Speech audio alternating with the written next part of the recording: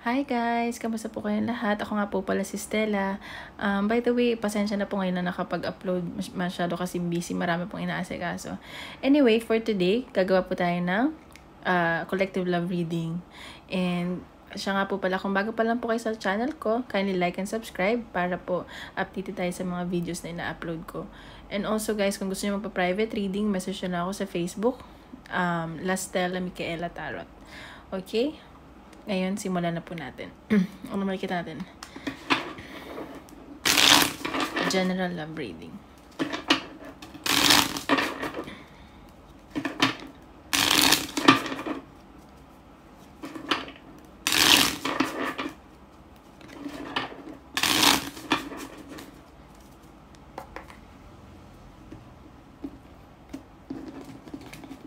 Ay, hirap.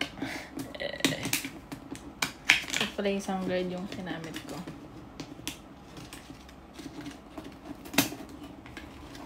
Ay, sorry.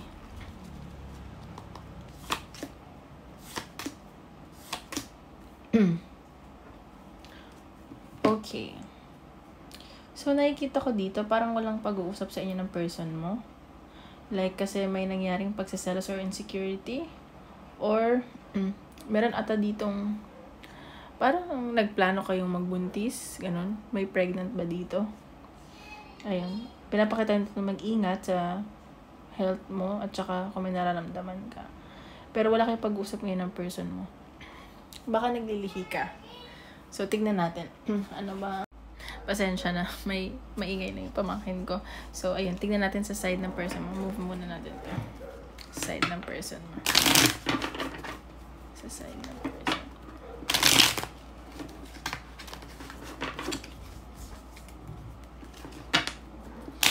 Isipin mo yung person mo. Tingnan natin.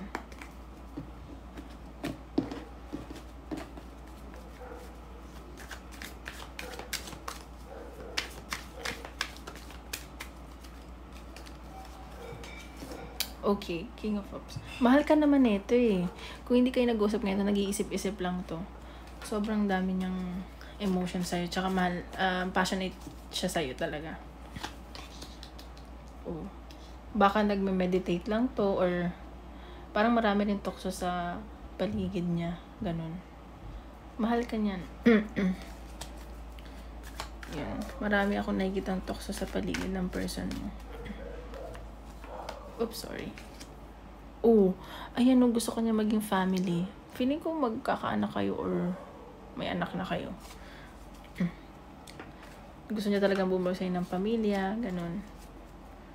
Pinapanana.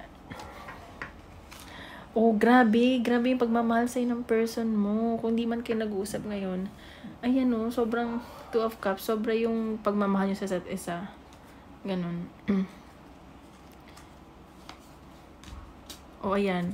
Nagtatrabaho siya, nag-work hard siya para sa relationship nyo. Tsaka, kung talagang wino-workout niya yung relationship nyo. Parang paghihirapan niya talaga lahat gagawin niya para sa relationship nyo. Ganon.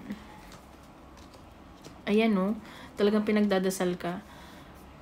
Pinagdadasal ka ng person to na maging maayos kayo. Ayan no, may conflict talaga kayong dalawa. Tsaka may nakikita akong travel, nag-aantay lang to sa'yo. Tsaka busy din to sa work. Ayan, namimiss ka niya oh. So, ayan. Mahal ka naman ng person mo. Tingnan natin sa side mo.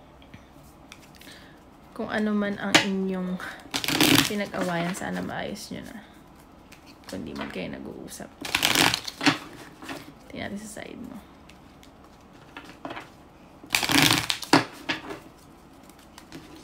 Tingnan natin.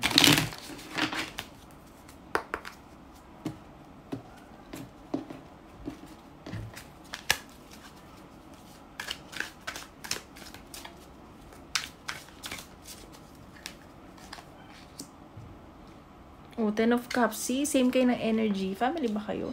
Or gusto niya talagang bumuo ng family? So, baka nag-away na kayo dahil sa selos. Ikaw din, oh. Alam mo, nakakatawa lang kasi lagi yung reading ko parang same kayo lagi ng energy. Sorry, guys. Three of Swords. Bakit ka nasasaktan dito? Ayan. So, nasasaktan ka dahil di ka niya kinakausap? Or ma-pride, ganun? Feeling ko ma-pride din tong person mo. Or nagiging isip bata. Ay, Seven of Pentacles. See? Pares naman kayong willing i-work out tong relationship nyo eh. Nagpapakahirap kayo, talagang gusto nyo maging maayos tong relationship nyo. Yun pa natin. The strength ko yun. Nilalakasan mo yung loob mo. Parang ikaw yung mas nagiging strong dito sa relationship nyo. Para hindi siya masira. Parang nasa iyo lahat yung responsibility. Like, kinakaya mo lahat. Parang gusto mong sumigaw na, siguro galit ka ngayon, nasasaktan ka, parang gusto mong sumigaw, ganun. Yan pa natin. King of Cups. See? Mahal ka niya, mahal mo din siya. As in, nasa energy mo talaga siya. So, paglalaban ka talaga ng taong to, or ipaglalaban mo talaga siya. Paglalaban niyo yung relationship niyong dalawa. Oh, Ten of Swords. Bakit? Parang, okay. May ending ba talaga nangyari? Oh. Sabi dito, takpan ko lang. Kailangan mo lang maging pasensyosa, maging patient, tsaka magnilay-nilay ka. Siguro mag-meditate ka. Ayun, 7 of Wands. So, may tuksong lumalapit sa kanya. Ayun. Pares lang din kayo ng energy. Ano natin ito? Baka maano tayo. Mahal nyo na may isa't isa eh. Tingnan natin anong gusto sabihin sa'yo ng person mo. Ano man sa'yo ngayon?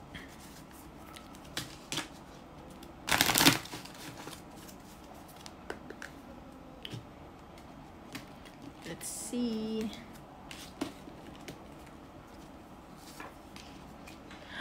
We need to let each other go. Oh my God. Bakit gusto niyang i-let go kayo? Mahal ka niya. I hope that you can forgive me one day.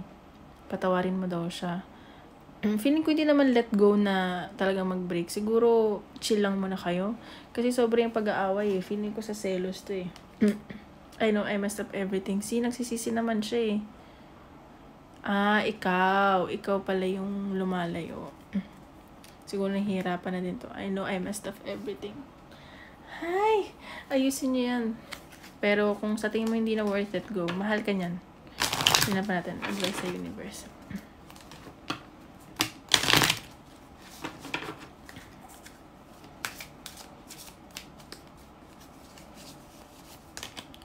Okay, endings are inevitable. Bubulol ako. Ayan. So, yung endings daw, talagang minsan di mo maiiwasan. Pero, huwag ka mag-alala. Kung may nangyari man ending sa inyo, ay may maganda namang kapalit. Malay mo, tinitest lang kayo ng universe. And, ayan o, see? You can always rewrite the story. So, baka kailangan nyo lang ng space ngayon. Kasi, baka ma-realize yung mga bagay-bagay. Kasi, pwede pa kayo ulit magsimula ulit. Tingnan pa natin, okay? Advice.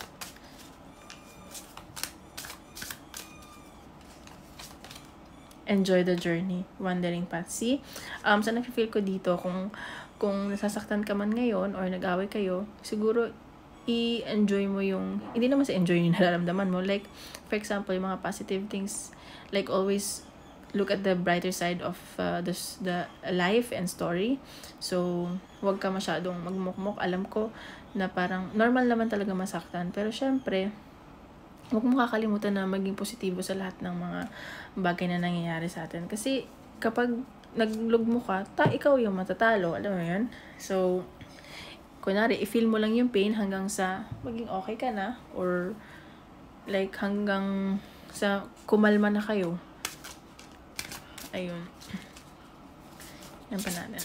So, kung may tanong ka, isip ka tanong sa isip mo. Tingnan natin kung ano. Parang tingnan natin. Ito yung sagot sa tanong mo. Wait. See? You have to wait. You have to be patient. Kanina ko pa sasabi like, maging pasensyoso, understanding. Kung ano man yung tinatanong mo sa isip mo, sabi dito, mag-antay ka lang daw. Magiging worth it din ang lahat. Okay? So, ayun. Ayun lang guys. Maraming salamat po. And tomorrow ulit. Hopefully, tomorrow hindi ako busy. Makagawa ulit ako ng video. So, kung gusto nyo magpa-private reading, message nyo lang ako sa Facebook. Nandun po sa description box below yung Facebook ko, Lestella Michaela Tarot. And Please don't forget to like and subscribe. Maraming salamat po. Thank you.